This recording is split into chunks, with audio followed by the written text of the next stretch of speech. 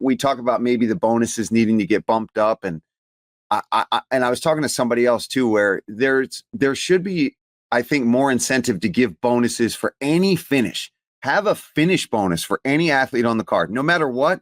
If you go out and get a sub or a knockout or a TKO, you automatically get a little extra. And I think you would start to see a lot of these fights start to pick up a little more. I think that's a fun way to do it.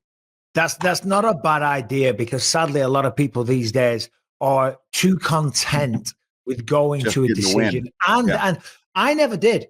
I'm not bigging myself up. I know that you never did. And I feel like a lot of the older generations didn't do that. But a lot of the new blood seemed very happy and content to go to a decision. Even Khalil Rountree admitted that that was his plan, to not take chances and get a decision victory. Khalil looked phenomenal. He outclassed Jamahal in every single goddamn way. The only critique that I would have is that after a while, when you know you've got his number, you know that you're faster, you hit harder, you're more technical, that you're beating him up and you're dropping him almost at will. Drop him 3 times. Step on the gas a little bit. Step on the gas. So anyway, to your point, I think that's not a bad idea. You guys text me that Jamahal was being delusional or something. And I saw something on Twitter that he did a video on his YouTube channel or something. No, that's not real. That was fake. It was fake. Yeah, I looked. That was not real. I was looking for it everywhere. I'm like, the YouTube video was not real, but his reaction when they were scoring the fight was a little. It was funny to me. I think you're right. I understand, but I think you're misunderstanding, because he was there and he said 49-46. And then they said 50-45. And that's where he went. Okay. Because he didn't agree with 50-45. I talked to him. I talked to him a lot. I guess 2 nights ago. Who knows what day it is anymore, right? But he wanted me to come over. And I was like, oh, boy. Anytime a guy loses a big fight like that, and, you're just talking about it on commentary and you got to go have a convo with them while they're sitting there post-fight. It's tricky. But I was 100% completely open and honest with him. And I said, Jamahal, I said, you lost the fight. And he's like, do you think I lost all the those? It was every round. I was like, I honestly probably would have scored it completely for Rountree, to be fair. Maybe you won the first round. I was like, but there's a world where you lost every one of those rounds. And I said to him, I said, man, you need to go and heal your body. You need to make sure you're actually 100% healthy, because I still think there's things going on ever since he tore his Achilles that are giving him trouble. And I said, you need to train like an athlete, bro. I was like, the generation of fighters that are out there now, and Khalil, for example, he is dialed. He is doing strength and conditioning all the time. He is hitting pads for fun with one of the best pad holders that he can find. He's working with a team around him and nutritionists and people that have got him dialed in. I said, your skills now are not going to be enough to get you through the entire fight. I said, you need to start. I was like, do you take creatine? Do you take this? Do you do that? He's like, he's shaking his head no. And we had a really good chat and a really heart to heart, as somebody that's watched him and has the same management and has been around him for a long time. And I'm like, bro, you need to be training and lifting and doing all that. It's like, you can still have fun. You still go smoke some weed here and there, have a drink and live your life. I was like, but you need to start treating it like you're a fighter all day, all the time. And that means just doing something, staying fit all year round, not peaking for a fight, but training.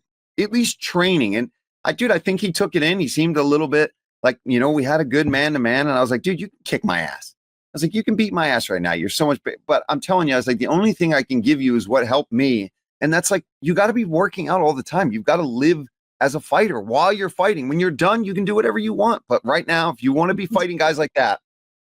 I agree with everything you said, but also in the fight as well. He was very nonchalant. And there wasn't very much output. And I know he's got good punching power, but you can't just rely on the fact that you're going to catch him. He did catch Khalil with a few shots, and that was like his only big moment. I forget which round it was. But he cracked him when he was getting up. Remember? He was. That's right. Yeah, like the uppercut was standing. Yeah.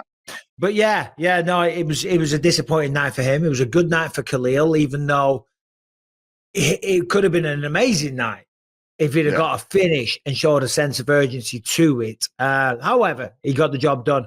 As you spoke to Jamahal, I was at the lounge and I saw Ignacio Barmondes. He was there with Bilal and there was a bunch of fighters. So I went over and gave him the little pep talk. But I did it in a very jovial way. I'm like, Ignacio, don't feel bad for yourself, man. I said, you just went up against Fiziev. He's one of the best in the world. He's an incredible striker. I said, you're a young man.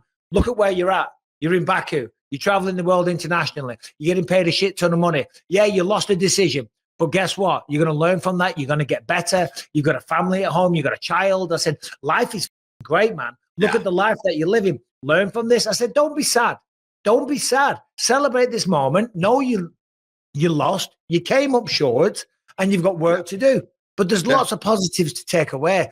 And then a couple of the UFC team, like the execs, were like, I overheard what you were saying there. That was a great speech. I'm like, yeah, it's true though. Don't dwell on it. Say, okay, all right, I'm disappointed, but there's lots to be grateful for. All right, today's episode is sponsored by Cash App, and they are here to make it a breeze, to make it simple, to make it just foolproof for sending and receiving money to people. You know the score. You lend someone some money. Oh, I haven't got it on me. When I have the cash on me, I'll give it to you. Not with Cash App. Boom, one touch of a button. It is in your bank account. Simple as that. No sending it to wrong people. No messing around. Get the cash that you owe or that you owe to someone. Sent, simple, easy, fast, and reliable. Cash App is a safe, easy, and fast way to send, receive, and transfer money to family and friends. Instant setup. It was very, very easy. Just enter your phone or your email and some other basic information. No bank account needed. And there is no waiting. The money will show up straight away. No waiting around for days. It's your money. You shouldn't have to wait.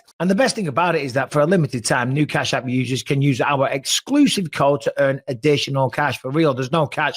Just download the Cash App and sign up. Use the exclusive referral code, BELIEVE, in your profile. Send $5 to a friend within 14 days and you will get $10 dropped in your account. Terms apply. That's money. That is Cash App. That is the way to send money in 2025.